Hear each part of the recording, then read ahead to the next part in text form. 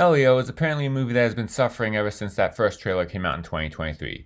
It would have been the feature directorial debut for Adrian Molina, co-director of Coco, and was set for release the following year, but then apparently he left to work on Coco 2, particularly after some test screenings that said that while it was good, nobody would say it was worth paying money to see it in the theater.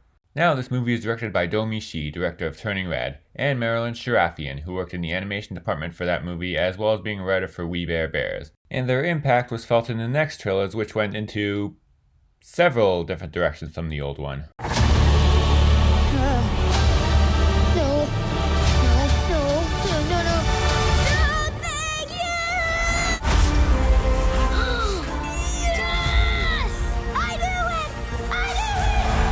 Apparently it's a completely different movie. Also, while writing this, I found out the higher-ups at Disney removed some subtle gay subtext. It probably wouldn't make any more money if it was still in there, but I'm still gonna say go anti-woke, go bro. Oh yeah, I need to get back to crediting people. It was written by... No, I'm not reading all that. Most of you are cowards anyway. Anyway, this movie should probably be a mess, but much like this year's Ballerina, it actually isn't. This is a good summer for movies that went through a lot of bad stuff in development. Maybe not in terms of box office, but among critics and audiences. The Borderlands movie is probably screaming at itself right now. This movie tells the story of the title boy, an orphan living with his aunt at a military base who dreams of being abducted by aliens, and that dream comes true. Except now they believe he's the leader of Earth and he has to negotiate with an intergalactic warlord. And it tells an interesting story, even if some aspects get a little predictable in the end. But just enough to be forgivable in a family movie. The characters are fun to watch and the alien universe feels rich and imaginative. Also, the relationship between Elio and his aunt is also a standout. It reminded me of another sci-fi Disney cartoon, Lilo and Stitch. It has a very similar vibe to Nani, with the aunt being thrust into a guardian role that she doesn't know if she's ready for. I haven't seen the remake yet, but I've heard about its controversial ending, so I'm just going out on a limb and saying that Elio does that relationship better. And I guess on that subject of comparing it to other movies, I'll just say it's what the Buzz Lightyear movie should have been. Nobody wanted a gritty backstory for a Toy Story character. He should have had a fun, colorful space adventure, and that's what this is. So of course, still nobody saw it. I saw this on the same day as 28 Years Later, a legacy sequel by Danny Boyle and Alex Garland, and was surprised to find out that Elio is the one I enjoyed more. It's getting the same rating as that movie did, but this is still a much higher 3.5.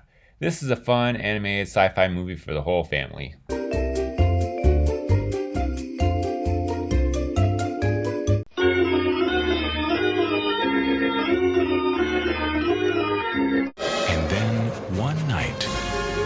Centauri's the name. We have to talk about a matter of utmost importance. Step into my office. Hey. Alex didn't find his dream. Hey, look out! Oh, dear. Hey.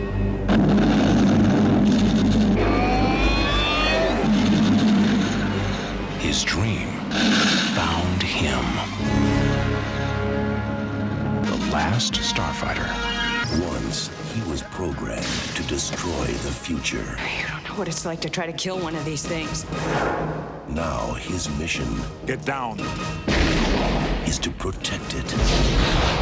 Mom! Come with me if you want to live. And his enemy... He's a Terminator like you, right? Not like me.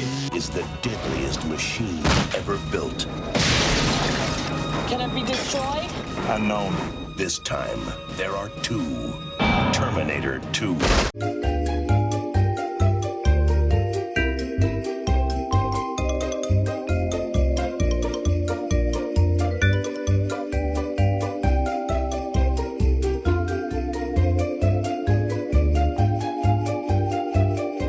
In 2023, after the success of the horror comedy M3GAN, Saturday Night Live parodied its popularity among gay men by making a fake trailer for a sequel called M3GAN 2.0 where they fully catered to that demographic with seemingly no horror whatsoever. So now, we're slapping together a sequel, which promises to be even more gay. Hi, I'm M3GAN.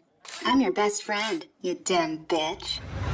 It's M3GAN 2.0. Work it out, mother! Haha, what a ridiculous concept. Which brings us to our next movie, M3GAN 2.0.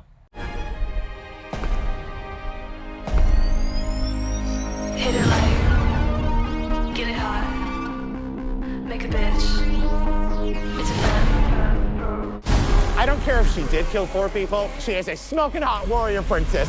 This is from the original movie's director Gerard Johnstone, who this time wrote the script and came up with the story along with the original co-writer Akilah Cooper. The main difference between the two is the shift in genre. The original was a horror comedy about a killer robot doll that was made great by its campy sense of humor.